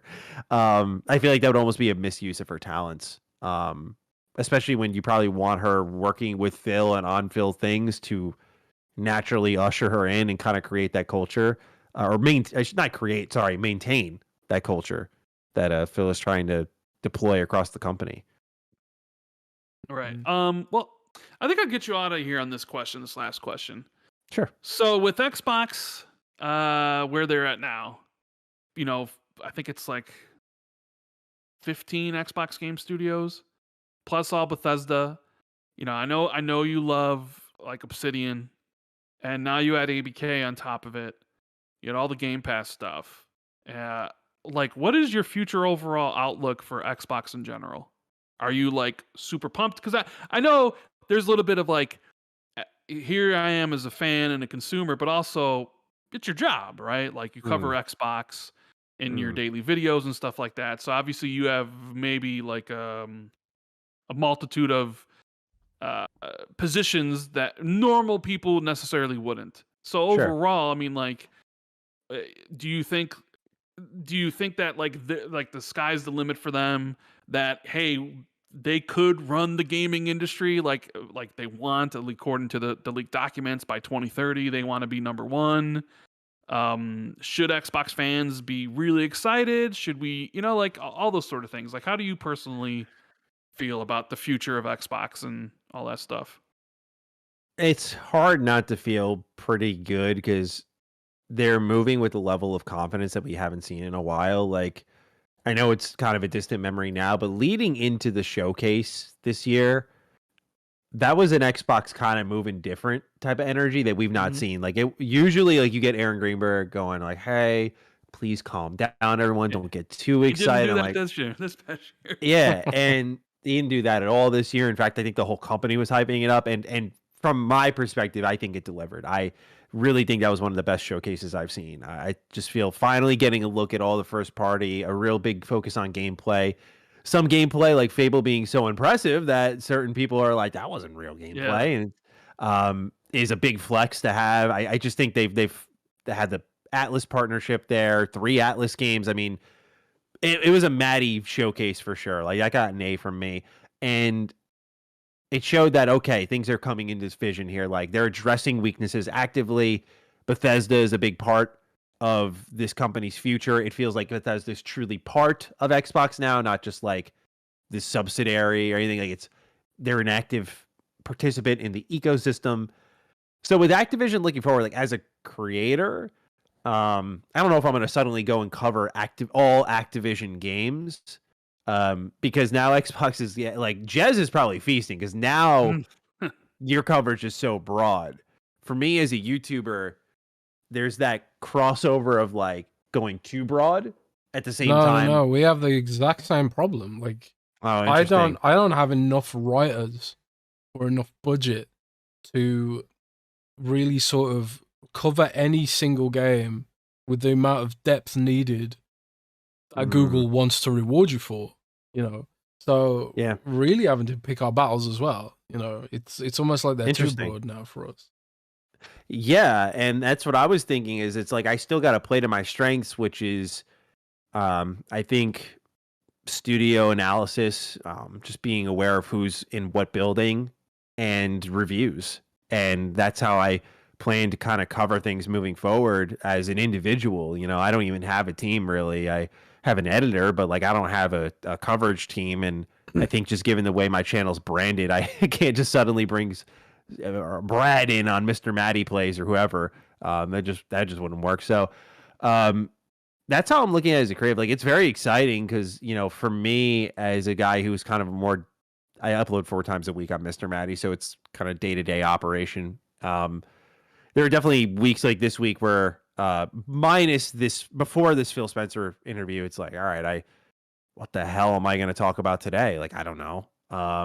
And in a post Starfield release world, there is that cool off feeling that Jez, I'm sure you can relate to, Rand, I'm sure you can relate to, where okay, like, you know, now the hype is over and we've kind of got to regain steam, and so traffic's down a smidge comparatively speaking, because like we're looking for what's next, and like a lot of these things happening are like setups for what's next. So there's a degree of like repositioning too, and I'm kind of still feeling it out, but that's how I'm looking at it from like a creator standpoint, is reviews and analyzing who's where and kind of sticking it to that, instead of what I think I did in like 2021, which is like I covered like every move Xbox made, because they were way smaller. It was just Xbox and integrating Bethesda, but now it's way different. It's hard, man. But it is hard to keep up with everything. It is. And that kind of goes to answering Rand's question a bit on like if I'm worried about anything. Like, yeah, I'm worried they're getting too big. Not from a creator standpoint. I worry about it as like, how do you we just talk about these things. How do you manage all of this? And I think that's why they buy publishers, because they have to manage themselves. But I think Embracer is a cautionary tale of what Xbox could become if they don't manage right at all. Like if I should say this, Embracer seemed to be up shit's creek without a paddle, because one deal fell through. Granted, it was $2 billion, but one deal fell through and they just went and had a fire sale. Like, they're just burning down the whole place. I don't know if Xbox is in that position because of Microsoft in their back pocket, but at the same time, Xbox was almost shut down after the one generation, and Phil said something to kind of convince Satya that this brand's worth keeping around. So they have an obligation to make a lot of money, and they can't afford to fuck up now with how much they're investing in it. So it's kind of scary. It's kind of scary because this is the start of the big bet, really. Like, I think to many people, Bethesda was that, and it definitely felt like that at the moment. But now that this is the reality, that like these two, like we grew up on these companies, like they're all in the Xbox family, and there's more to come. It's pretty terrifying to think about like what they're going to do with all of this in a fun sort of way, because there's a lot of IP that could come back, as Phil just said, apparently. But yeah, there's also the potential that they could just mismanage this into the ground, which I'm hoping they don't. But yeah, that's always the deep worry, is that they fuck it up, right? It's like it'll be the ultimate be careful what you wish for kind of thing, you know. Mm-hmm. But anyways, yeah, and again, I just look at Embracer, like they gobbled up. I remember there was this period of time they were buying. I mean, granted, it was much smaller fish, but they were buying everybody and creating almost this content farm. Like it reminded me of an MCN as a YouTuber, like just signing everybody onto the network. So even if someone's getting a couple thousand views of video, it's like, oh, it's just a couple of bucks. But if you have thousands and thousands of people doing that, you're making thousands and thousands of dollars now, just by taking 10% of that. So that was what Embracer is doing. And now Xbox is definitely going more high quality, you know, with Bethesda and Activision. So it's much different. But I do worry again about because they were caught off guard by the reaction to Redfall, not even the quality of it, but the reaction. I don't know if it was in your report, Jez, or something like that, but they were kind of like, I think it was your report, that they were almost unaware of, we're connected. Like there's gonna be a reaction if Redfall's bad, it's at Xbox's feet more than Bethesda. And like, to me, that felt like the most obvious part of it all. It's like, okay, you own them, like they're yours, you take care of them, right? Like you're the parent now. Yeah, I spoke to people at that LA event, the not E3 event, and the gist of the conversations were we were blindsided by this, and it's kind of like how can you be blindsided by something like that? And I'll tell you why, Jez. Because mock reviews that the teams that they hired said the game was going to be 75. So when it comes in at a 57 and is your worst exclusive ever, and people are frothing at the mouths, yeah, you're blindsided by it because you had no idea. You had no idea because you had mock reviewers, companies that do this shit for a living, telling you the game's good but not great, and you're like, okay, 75, we can deal with that. It's not the end of the world. And then it comes in 20 points lower. Yeah, I bet you they're 100%. They're blindsided. They're probably blindsided by the fact that the 60 FPS didn't ship on time either. You know what I mean? Yep. Yes. Yeah, I guess that's the true fear of it is it's super. I mean, here's the thing, Matty. I'd rather be excited for stuff than like kind of negative about everything. That's how I approach it. Sure. Like I'd much rather look on the positive side of things rather than the negative. Not saying like I won't be negative, because I will. Like if something goes wrong, like I will be there to talk crap about it, to call it out. But I sort of feel like, as like a hobby and sort of everything, if it's not fun, why are you covering it, right? Or why are you talking about it? Like I sort of feel like a lot of people get jaded, and everything's sort of already positioned as something bad. Sure. Like some people are looking at this like this is the end of the industry and the beginning of the end, and they're going to ruin X, Y, and Z. And I mean, I understand why people could have that viewpoint, especially if it fits in with your agenda. If you're trying to sell to your fan base that these things are happening, but I'd look at it like I think this is going to be great, and I'd rather think it's going to be really good rather than to sit there and think that it's all going to fall apart. Sure. So like my line of thinking is like I think it's all super exciting, just like. I'm hoping, as you mentioned earlier, about like the studios that Microsoft bought in 2018 not delivering games. I'm like, yeah, it's been a while, but I'm looking like Hellblade 2 is going to be great, Avowed's going to be great, and I'd rather that be my initial viewpoint or my initial setting rather than just being like, oh, everything's going to be garbage. You know what I mean? Yeah, absolutely. And I think I share much of that. I see a lot of YouTubers definitely make their bones off of and outlets make their bones off of sensationalism and doom and gloom. And I understand, as someone who's had to make a negative video, like, yeah, you definitely draw a lot of attention that way. But I think what people lose focus of often is your negative words have more impact when they're scarce. So if you're constantly negative, I think you gradually just lose people. Which a lot of these channels and outlets that build their whole audience off of this just don't realize that. They're like, yeah, wow, like where did everyone go? It's like it's because you're negative constantly. I don't think skepticism is bad, but I do think like the constant negativity. I mean, I think it's a showcase of people's mental state. That like they can just tolerate being fucking depressed that often, just to put it bluntly. But yeah, I'm one who's more of a glass half full guy. I think a lot of people, we just live in the extreme times. I think people feel they have to be extremely positive or extremely negative, and they just don't see that. Like you can be optimistic. Like I'm with you, Rand, that I think, yeah, like this should work out. Like this should deliver us more good games than bad, more exclusives than we had before. And it's exciting to know what games are going to end up exclusives that previously weren't, and what's day one Game Pass going to bring. Like that's all exciting, but it's also we have the shared wariness. And I know Jez is the same of like, okay, be careful what you wish for. Like, we got the teams now. Are you going to deliver? Are the people that you bought this company for, are they going to leave? And so on and so forth. So I think people should understand that you can be excited at the same time as, like, it's not so one-dimensional. Like, you can be excited at the same time as cautious of how things will turn out. No, absolutely. Yeah. Do you have anything to add, Jez, or you want to just end the show and get Matty out of here? I think we've run through everything. Thank you so much, Matty, for joining us. It's of course you're such a YouTuber, aren't you? You're so well spoken, and you say everything really well with your charisma and all that stuff.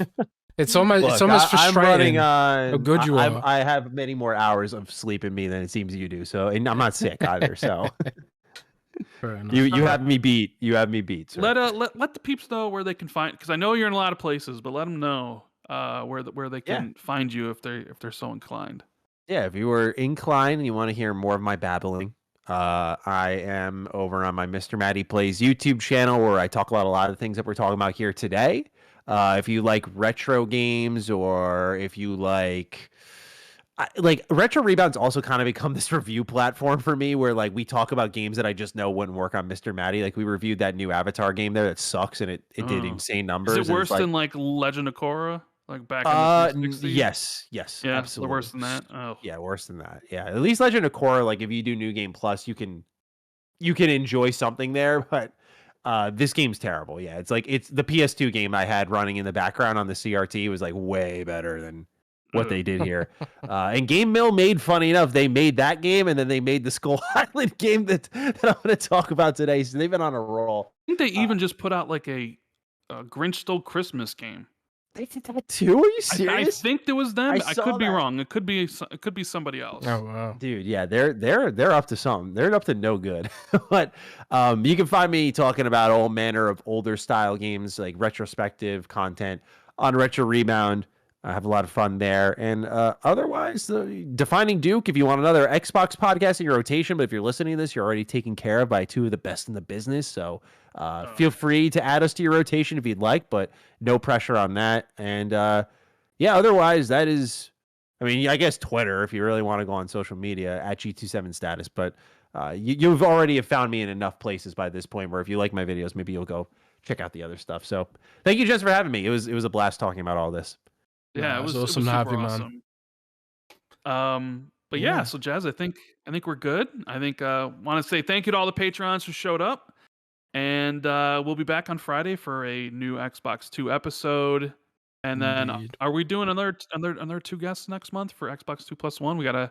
We'll figure it out. We'll figure it out. We'll get some stuff done there. So thank you guys for tuning in, and we will see you on Friday. Later. Take care, everybody.